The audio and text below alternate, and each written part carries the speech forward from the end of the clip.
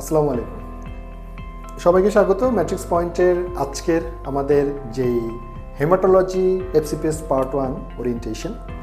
তো এখানে আমরা আজকে বলবো যে কিভাবে ম্যাট্রিক্স পয়েন্ট এই প্রোগ্রামটা পরিচালিত করবে এবং BCPS এর সিলেবাসটা আসলে কেমন। ঠিক আছে, খুব ইন্টারেস্টিং। আমরা যদি একটু দেখি, খেয়াল করি, একটু মনোযোগ দিয়ে খেয়াল করেন। প্রথমত যারা নতুন একদম ফ্রেশার, আপনাদের উদ্দেশ্যে বলতে চাই যে বছরে দুইবার এই FCPS পার্ট 1 পরীক্ষাটা হয়, একটা হলো জানুয়ারি আর একটা হলো জুলাই। এবং নতুন কারিকুলাম অনুযায়ী এইটার কত নাম্বার এবং কয় দিন পরীক্ষা হয় সেটা একটু দেখি। একদিন পরীক্ষা, এখন একদিন পরীক্ষা 300 নাম্বার এবং প্রশ্ন থাকবে হলো 150টা। তো 150-এর মধ্যে SBA হলো 75 আর MCQ হলো 75। ঠিক আছে, এবং এর মধ্যে আপনাকে পেতে হবে 210 নাম্বার। 210 নাম্বার যদি পান তাহলে আপনার পাস। এবং BCPS বেশ কিছু সাবজেক্টে কিন্তু 180 পাইলেও পাস ঠিক করে দিচ্ছে। কীরকম? আমরা তাহলে BCPS যে সাবজেক্টগুলোতে FCPS ফেলোশিপ ডিগ্রিটা দেয় সেগুলো আমরা একটু দেখে নিচ্ছি। এটা আমরা গ্রুপে বিভিন্ন সময় দিব এবং ক্লোজ গ্রুপে আপনার জন্য সেটা দেয়া থাকবে, অসুবিধা নেই। একটু খেয়াল করে দেখেন যে এই যে মেডিসিন, সার্জারি, পেডিয়াট্রিক্স, আপনাদের জানার জন্য একটু বলছি, মেডিসিন এবং অ্যালাইড সবগুলোর জন্য কিন্তু একটাই প্রশ্ন, সার্জারি এবং অ্যালাইড সবগুলোর জন্য একটাই প্রশ্ন। একই রকমভাবে আমি শুধু হেমাটোলজিতে আসি, এই হলো হেমাটোলজি, এটা সিঙ্গেল একটা নিজে স্বতন্ত্র একটা প্রশ্ন। এবং এইখান থেকে এতটুকু পর্যন্ত যে সাবজেক্টগুলো আছে সবগুলোই হলো পাস নাম্বার 210 এবং নিচের দিকে বায়োকেমিস্ট্রি, হিস্টোপ্যাথোলজি, মাইক্রোবায়োলজি এগুলোতে পাস নাম্বার হলো 180। ঠিক আছে, তো ম্যাট্রিক্স পয়েন্ট কোন কোন সাবজেক্টে পার্ট 1-এর এই কোর্স ওপেন করেছে এবং খুব সুন্দরভাবে, দুর্দান্তভাবে এটা সাজানো হয়েছে, আমরা এখন সেটা একটু দেখব। অলরেডি পোস্টারে আপনি দেখতে পাচ্ছেন। এবার হেমাটোলজি নিয়ে কিছু কথা বলি। হেমাটোলজির সিলেবাসটাতে আসলে কি থাকে আমি একটু খেয়াল করে দেখেন। হেমাটোলজির সিলেবাসে যদি আমরা একটু খেয়াল করে দেখি তাহলে কি কি থাকবে, আমরা তাহলে ম্যাট্রিক্স পয়েন্ট যে প্রোগ্রাম সেট করেছে এটা একটু দেখেন। এইখানে থাকবে হলো প্রথমত এটা একটা মিক্সড প্রোগ্রাম। মিক্সড মানে হলো BCPS যেভাবে সিলেবাসটা করেছে, যে সাবজেক্টগুলো প্রয়োজন সেটা একটা মিক্সড সাবজেক্টের সিলেবাস হয়েছে, সেটা যেটা প্রয়োজন অবশ্যই। আমরাও একই রকমভাবে এটা তৈরি করেছি, BCPS এর সেই সিলেবাসের আদলে আমরা ক্লাসগুলো সেট করেছি। একটু খেয়াল করেন, একটা হলো লাগবে হলো প্যাথোলজি, এই সিলেবাসটা আপনাকে আমরা দিয়ে দিব। তারপরে লাগবে হলো আপনার মাইক্রোবায়োলজি, আচ্ছা ফাইন। তারপরে কি লাগবে দেখেন, এইখানে আপনার ডেভিশনের একটা বড় অংশ কিন্তু আপনার এখানে লাগবে। তাহলে লাগবে হলো মেডিসিন, তারপরে হলো বায়োকেমিস্ট্রি এবং সবচেয়ে ইম্পর্টেন্ট আরেকটা হলো হেমাটোলজি।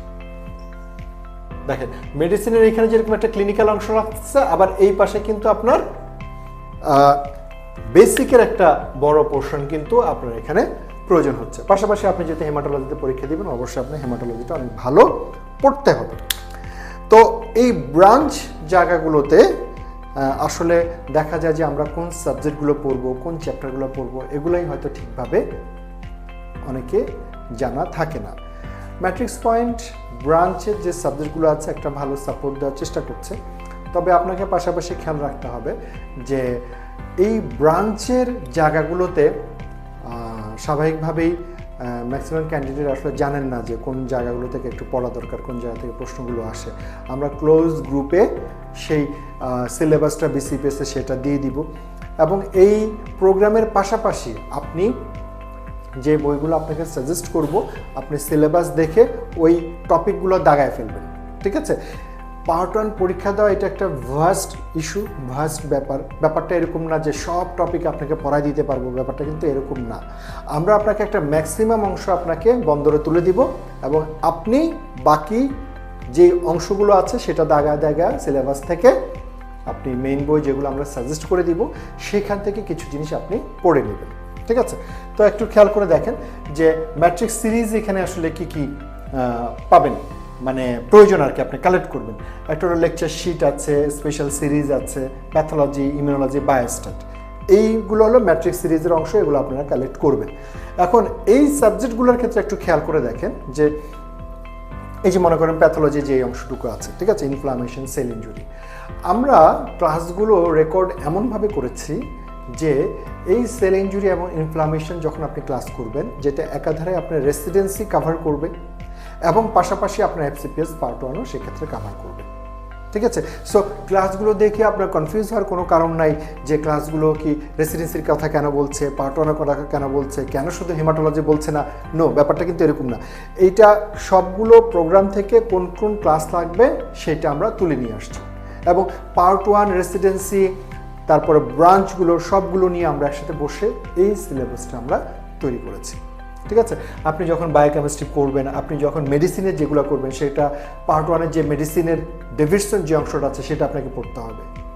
আপনার প্রতিটা ক্লাস থেকে যে টপিকগুলো পড়ানো হবে সেটা আপনার কনসেপ্টকে ডেভেলপ করবে, এবং সাধারণত দেখা যাবে ওই টপিকগুলো থেকেই বারবার প্রশ্ন আসতেছে।